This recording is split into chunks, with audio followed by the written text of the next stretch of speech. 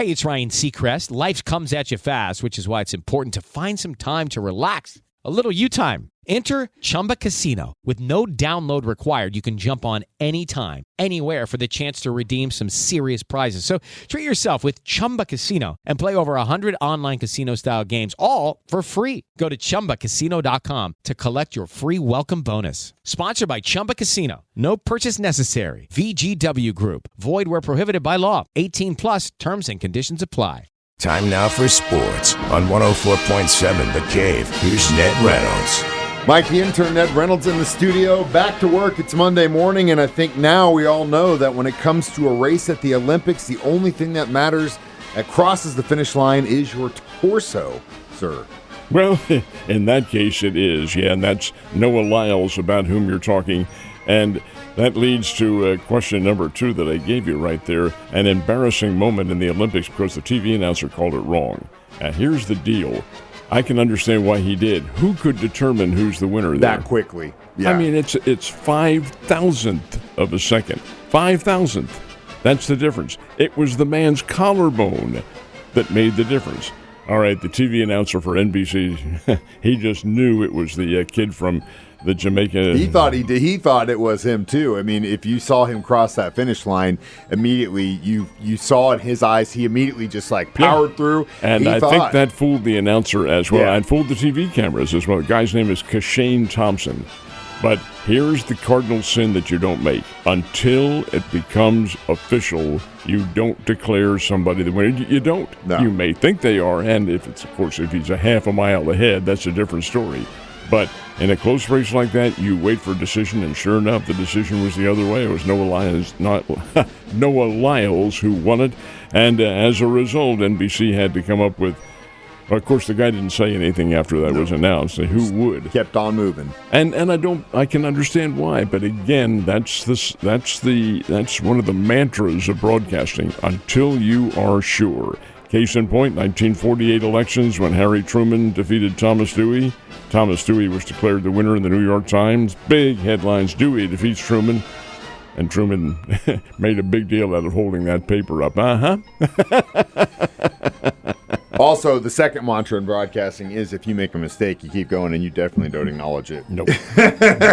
So, of course, that happened. I had a chance to watch Team USA Volleyball. Women looking pretty damn good. What else happened yesterday? Well, we had any number of great events. You mentioned Noah Lyles, and he wins the World's Fastest Human Award. Now, whether he runs again in the relays, I don't know. But the fact of the matter remains it was 2 sports, and I'm partial to one of them, that really, in my mind, stuck out. Now, they were great events, don't get me wrong. Everything in the Olympics is a great event. And anytime the USA wins a gold medal, it's a great event. But the one, and I'm partial to tennis, was Novak Djokovic winning the gold medal. That's the only piece of all the awards that he's won. He's won the Grand Slam, the Pro Grand Slam. He'd never won a gold. And he did yesterday, beating the Carlos Alcaraz, who had beaten him at Wimbledon just, 2 or 3 weeks ago. So here you have Djokovic going out there. Now, the Olympic tennis is 2 sets. It's best of 3. So it takes 2 sets to win. And Djokovic won both those sets 7-6, 7-6. Both were tiebreakers. It could have gone either way, but Djokovic, and he raised his eyes to the heavens. That's the gold medal that he desperately wanted. Now, he'll come here to New York and play in the U.S. Open coming up later on in late August and early September, and so will Alcaraz. But what a great deal. And then, and we've talked about this on any of our shows, whenever this kid, Scotty Scheffler, is hanging around at a tournament, doesn't how far behind he It don't matter where he don't is. Count him out. He shoots a 62, a course record, and wins the gold in the golf. And that's just utterly incredible. Won it by 1 stroke. That guy, he has this ability to just ramp up focus, and I have never seen anything like that in the golf where it's just like it doesn't matter if he's 10 back. By the end of the tournament, man, he's going to be in the top 3. It's crazy. It's unbelievable. There were other great moments. You had Kristen Faulkner, the first American cyclist to win the gold in 40 years. You have the basketball forthcoming. You have Simone Biles. She's going for another medal in the gymnastics, all on the agenda. So it's just a lot of fun. It really is a lot of fun. U.S. leads with 72 total medals. China has a few more golds than us, but I assume that's going to change. It will change. It will change because they probably won't win any more golds. Yeah, they may win some they're medals. mainly the swimming and diving kind of thing. 19 gold, 27 silver, 26 bronze for the USA. That's a very good haul, but there are more to go, including key basketball. Well, the basketball tournament. This is the knockout part of it. And USA plays in men's competition tomorrow afternoon. They play Brazil, and they have not played Brazil at any time during this competition. Brazil has, I believe, one NBA player on the team and several former NBA players, but they're a team that, if the USA plays well, should be able to handle. It seems that my Kansas City Royals had a lot better time in Detroit than the Cardinals did in Chicago. In all reality, and I'm not trying to denigrate them at all, but the Cardinals should have come out of that series 0-4. They come out 1-3. Cardinals lost to the Cubs last night 6-2. And the Cubs take 3 out of 4 in the series. Cubs were in a brain, I'm not going to use the term on the air, a dismissal of making it 4 out of 4 when the left fielder and the shortstop called each other off on a fly ball and it dropped in and the Cardinals scored 2 runs. That was Saturday, and the Cardinals escaped with a 5-4 win. Okay, in this one last night, Cardinals had a 2-0 lead on a home run by Mason Wynn. But Miles Michaelis on the hill gave up the 2 tying runs in the 4th, got rocked in the 5th inning, got nobody out when the Cubs scored 4 runs, actually 3 runs, and then they came back and put it away with a 6-2 win. I'll tell you, this is an interesting situation. Since the All-Star break, the Cardinals are 7 wins and 9 losses.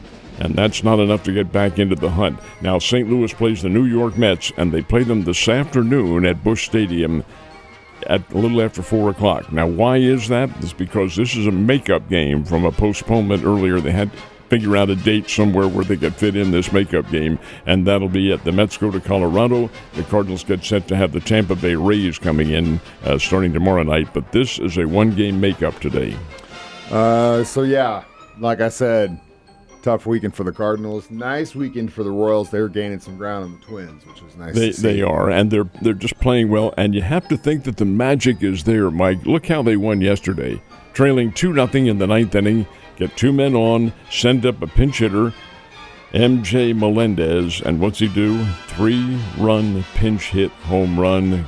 Royals win 3-2. It's magic when that is happening. Now, having said all that, I still think the Royals have a long way to go.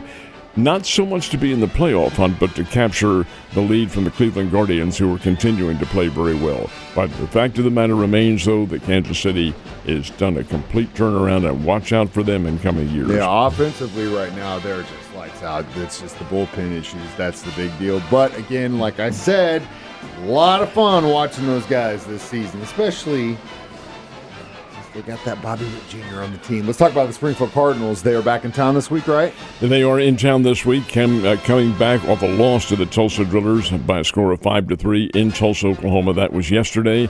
But, hey, it's a new week coming up. The San Antonio Missions come into play for a 6-game series. So back home, and the home cooking is always just much more tasty. You know that Ned and I are in the studio every day, and Sports Center usually is on the TV unless it's severe weather, and Ned makes me put it on the Weather Channel.